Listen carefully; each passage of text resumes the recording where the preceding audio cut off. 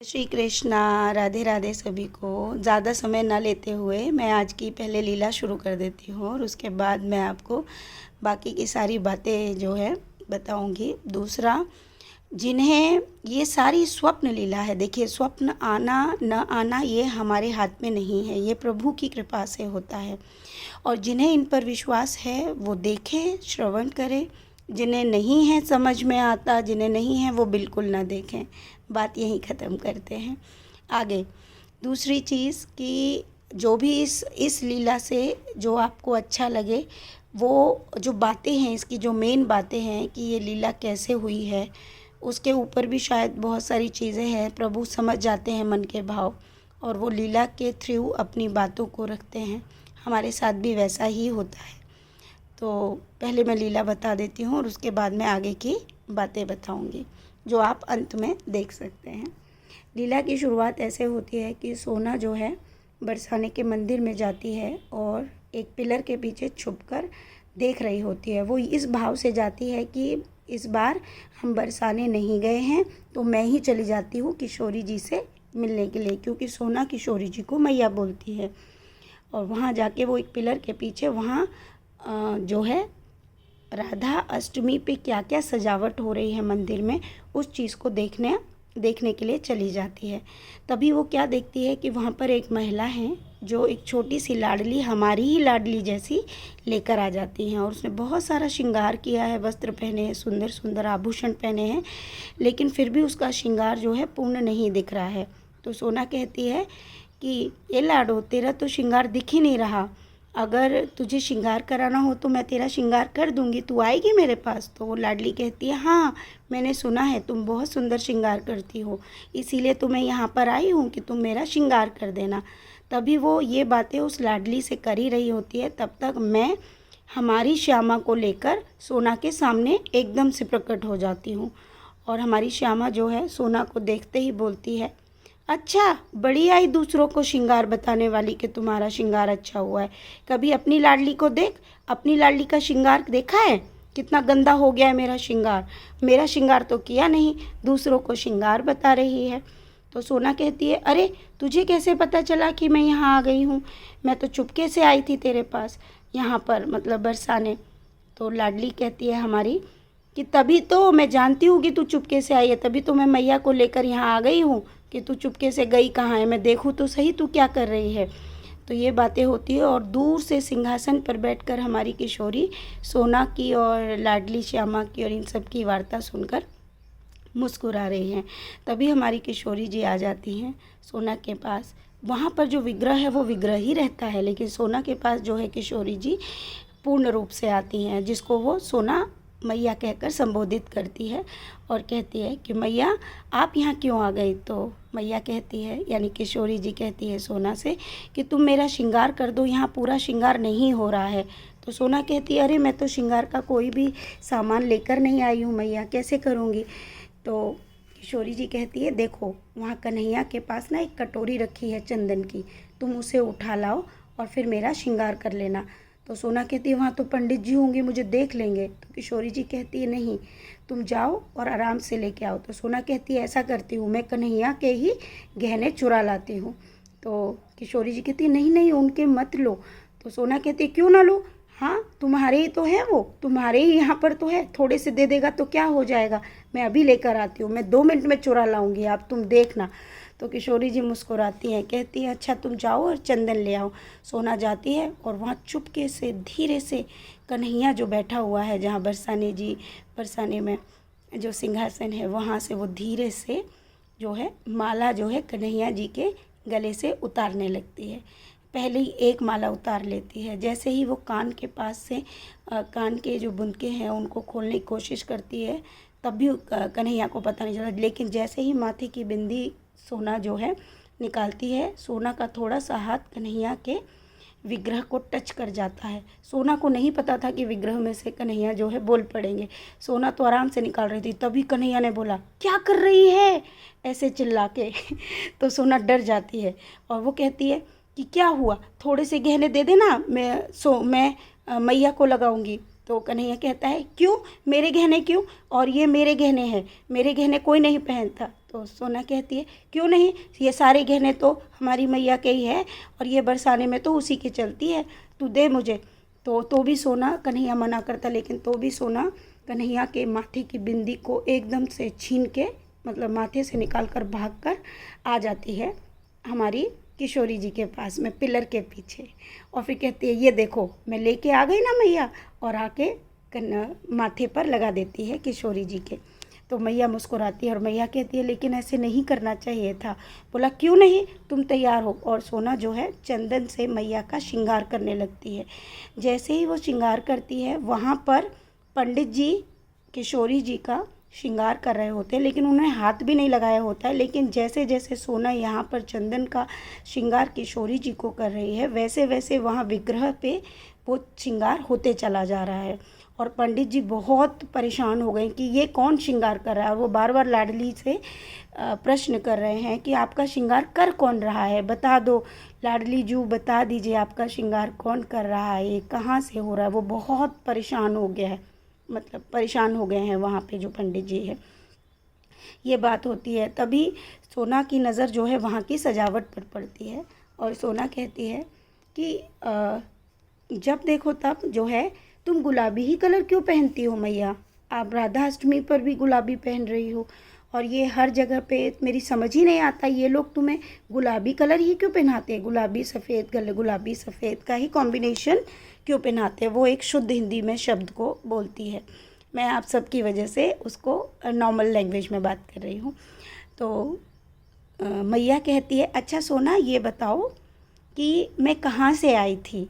तो सोना कहती है आप कमल से आई थी। तो मैया कहती हैं अच्छा तो बताओ कमल का रंग कौन सा है। तो सोना कहती है गुलाबी और सफ़ेद भी। तो मैया कहती है बस इसीलिए ये बरसाने में सब मुझे इसीलिए ज़्यादातर गुलाबी कलर पहनाते हैं और मैं हमेशा उनकी मर्ज़ी से वो कलर पहन लेती हूँ। तो सोना बोलती है तो क्या आपको हमेशा गुलाबी कलर अच्छा लगता है। तो मैया कहती है नहीं नहीं ऐसी बात नहीं है, पर मैं उनकी मर्ज़ी से, उनकी खुशी से जो वो मुझे पहनाते हैं मैं पहन लेती हूँ। तो सोना बोली लेकिन हम तो आपके लिए लाल बना रहे हैं। तो मैया बोली मुझे लाल भी बहुत अच्छा लगता है, कोई बात नहीं, मैं तुम्हारे यहाँ वही पहनूँगी जो तुम मुझे पहनाओगी, यानी कि मैं लाल पहनूँगी। तो सोना बोलती क्या आपको लाल अच्छा लगेगा। तो मैया कहती है हाँ मुझे लाल बहुत अच्छा लगता है, मैं ज़रूर पहनूँगी।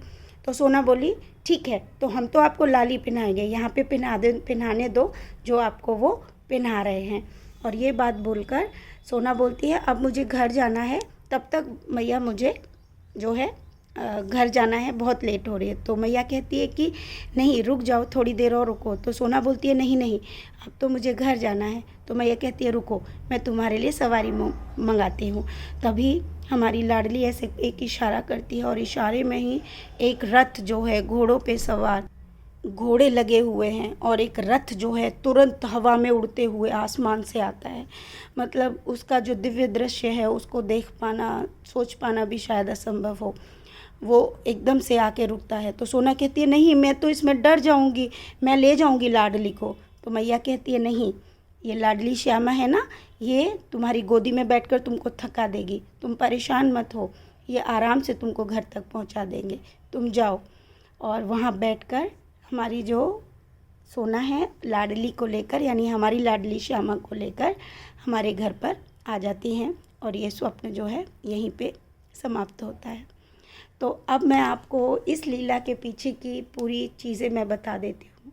इस लीला का थोड़ा सा अंश सोना को मालूम था, वो मैं बताती हूँ कैसे। जब हम जन्माष्टमी के लिए बच्चों की ड्रेस बना रहे थे, मैंने यानी कि दिव्या सिंह ने, मैंने तभी ये बोल दिया था सोना को, और घर में भी मैं तब से बोल रही थी कि मैं लाडली के लिए लाल रंग की पोशाक बनाना चाहती हूँ उनके अष्टमी पर। पता नहीं क्यों मेरा दिल था कि मैं यही पोशाक जो है अपनी लाडली को पहनाऊँ।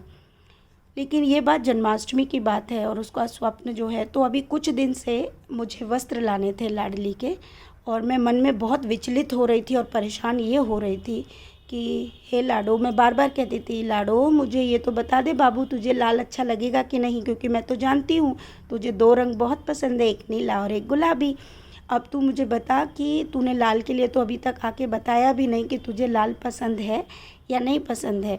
मैंने कहा मैं हमेशा यही बोलती हूँ कि मेरे पास तो तुम डायरेक्टली आती नहीं हो, सोना को बता दो। ये बातें मेरी कुछ दिन से विचार चल रहा था, क्योंकि जब भी हम वृंदावन गए थे तब भी मुझे वहाँ पे एक लाल जोड़ा दिखा था, तो मैं उसको देखकर भी मैंने लाडली से यही बात कही थी।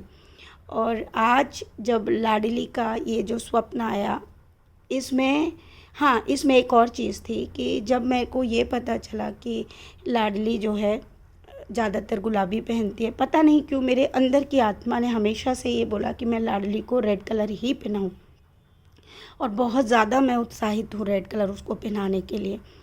तो ये स्वप्न लीला जो है सोना ने जब कल बताई तो मैं बहुत हर्षित थी, बहुत ज़्यादा मुझे खुशी हुई। मुझे खुशी इसलिए हुई क्योंकि मेरे मन में कहीं ना कहीं ये विचार चल रहे थे, पता नहीं लाडली को ये कलर पसंद आएगा या नहीं आएगा।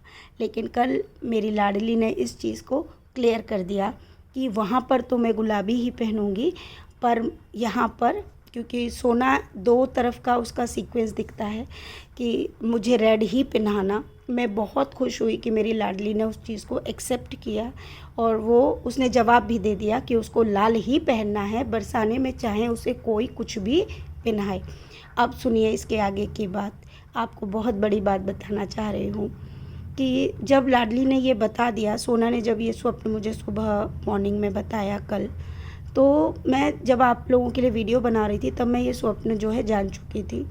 उसके बाद मेरे दिल में एक विचार चल रहा था कि लाडो, तूने बता भी दिया कि तू गुलाबी पहन रही है, गुलाबी और सफ़ेद गोल्डन का कुछ कॉम्बिनेशन पहन रही है, ये जानते हुए भी मैं तुझे लाल पहनाऊँगी, तो क्या तू भी कन्हैया की तरह कोई चमत्कार करेगी क्या लाडो?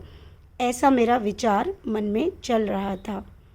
अब आप जान के पूरी तरह, मतलब जैसे मैं उछल गई, आप सबको भी शायद वो चीज़ हो जाएगी। ये विचार सिर्फ मेरे मन के हैं, और मैं ये सोच रही थी सुबह से ही कि क्या, फिर मुझे ध्यान आया पता नहीं हमारी लाडो भी कन्हैया की तरह कहीं ऐसा ना करे कि मुझसे तो बोल दिया कि मैं गुलाबी पहनूंगी और अचानक से मेरी लाडली लाल पहनकर मेरे सामने आ जाए। तो ये विचार मेरे मन में चल रहे थे, और दोपहर तक मैंने कहा कि सोना चलो मार्केट चलते हैं, और क्योंकि बहुत समय ज़्यादा नहीं है, क्योंकि हमें बहुत मतलब वस्त्र सबके बनाने होते हैं, बहुत समय लगता है, घर में बहुत सारे काम होते हैं, तो चलो वस्त्र लेकर आते हैं आज। तो हम लोग मार्केट चले गए। अब मैं आपको जो चीज़ मैं दिखाऊंगी, इस वीडियो में तो नहीं मिलेगा आपको वो, क्योंकि इस वीडियो के साथ में मैं उसको अटैच नहीं कर पाऊँगी, या फिर उसका फ्रंट पिक मैं जो हूँ लगा सकती हूँ इसमें एडिट, लेकिन वो भी एकदम से हाँ मैं ना ऐसा करूँगी, इसका कवर पिक जो लगाऊंगी ना उसको आप देख लेना ध्यान से, ठीक है। उसके बाद मैं उसको आपके स्टोरी और वो जो ऊपर स्टोरीज चलती हैं उसमें उस पूरी वीडियो को डाल दूँगी मैं, तो आप देख लेंगे। तो जब हम शॉप पर पहुँचे तो वहाँ पर वही ड्रेस का कपड़ा, वही ड्रेस जो हमारी लाडली श्यामा राधा अष्टमी पर पहनने वाली है, राधा अष्टमी पर वही कपड़ा, वही लेस का पूरा हमारी लाडली ने मुझे स्पर्श करवाया। हमने उसको चरण स्पर्श किया, हमने उसको इन आँखों से देखा, छुआ। उन्होंने वो पोशाक हमारे सामने जो है ला के रख दी, वही ड्रेस। सोना ने उनको देखते ही बोल दिया कि सोना, दिव्या यही ड्रेस थी जो लाडली ने हमें दिखाई थी, और आप सबको भी वो सौभाग्य मिलेगा उस ड्रेस को अभी देखने का। और आज से 8 दिन बाद ही है राधा अष्टमी, तो आज आप सब भी उसके दर्शन ले सकते हैं कि, और ये वीडियो उन लोगों के लिए भी है जो शायद ईश्वर की बातों पर, ईश्वर के स्वप्नों को झुटलाते हैं, नहीं मानते हैं, और ना भी माने तो अच्छा नहीं है। मैं तो यही कहती हूँ कि वो झूठ मानते हैं, झूठी मानते रहें, क्योंकि शायद उनके भाग्य में है ही नहीं अच्छाई और सच्चाई को जानने की। शायद प्रभु ही नहीं चाहते कि उन्हें कोई भी चीज़ उन तक पहुँचे, क्योंकि ये भी बहुत भाग्य की बात है, सौभाग्य की बात है कि प्रभु का सत्य और प्रभु की लीलाएं उन तक ही पहुँचे जो उनके परम भक्त हैं, अन्यथा वो नहीं चाह रहे होंगे। ये बात भी मेरे समझ में आई। तो आप भी उस पोशाक के दर्शन करें कि राधा अष्टमी पर लाडली कौन सी कपड़े, कौन सी लेस लगे हुए कपड़े पहनने वाली हैं, जो हमको कल राधा रानी ने दिखाया, और आप सब भी देख सकते हैं। लेकिन हाँ, बार बार मैं अपनी लाडली से ये रिक्वेस्ट नहीं करूँगी कि आप सबको ये इस तरह के चमत्कार दिखाएं। कारण क्या है, क्योंकि मैं अपनी लाडली जू को बिल्कुल भी परेशान आज के बाद नहीं करना चाहती हूँ। क्योंकि मुझे ऐसा लगता है कि जब मैं इस तरह की वक्तव्य अपने मन में विचार लाती हूँ तो मेरी लाडली को कोई ना कोई श्रम तो करना पड़ता है। उसे ऐसी कोई ना कोई चीज़ें मुझे मुझ तक दिखाने के लिए कुछ तो परिश्रम करना पड़ता होगा। और मैं बिल्कुल नहीं चाहती हूँ कि मेरी श्यामा इतना सा भी क्या, इतना सा भी परिश्रम करे, एक चींटी के दाने भी। तो जिन्हें विश्वास हो वह देखे, जिन्हें ना हो मुझे कोई फ़र्क नहीं पड़ता है। राधे राधे। लेकिन आप इसका कवर पिक ज़रूर देख लें, आपको दर्शन हो जाएंगे उन वस्त्रों के। और राधाष्टमी के दिन आप देख लीजिएगा। और रही बात लाल जोड़े की, मैं तो लाल जोड़ा ही अपनी लाडली के लिए लाई हूँ और वही मैं पहनाऊँगी। और आप अपनी पसंद से जो पहनाना चाहें पहना सकते हैं, या जो मैं जो बना रही हूँ वो भी पहना सकते हैं, और जो श्यामा पहनने वाली है आप वो भी पहना सकते हैं। मैं ये दोनों ही चीज़ें आप सबके सामने रख रही हूँ। और पता नहीं क्यों कहीं ना कहीं मेरी लाडली मेरे कन्हैया की तरह बहुत ही अलग है, वो बहुत सरल है, वो ऐसे चमत्कार नहीं करती। उसका कारण है क्योंकि मेरी लाडली के जितने चमत्कार हैं वो गुप्त होते हैं, इसलिए मैं लाडली की बहुत सारे चमत्कारों को बताना पसंद नहीं करती हूँ। लेकिन ये है कि मेरी इतनी सी रिक्वेस्ट पे मेरी लाडली ने कल का भी ये छोटा सा चमत्कार करके दिखाया, ये बहुत बड़ी बात है। बाकी क्या उस दिन होगा मुझे ये भी नहीं पता, मैं डर भी जाती हूँ। तो राधे राधे, सभी को बहुत सारा प्यार। आप सब पर भी माता रानी, हमारी जगत माता किशोरी जू ऐसे ही कृपा बरसाए और आप सब खुश रहे। राधे राधे। ये रही हमारी श्यामा जू।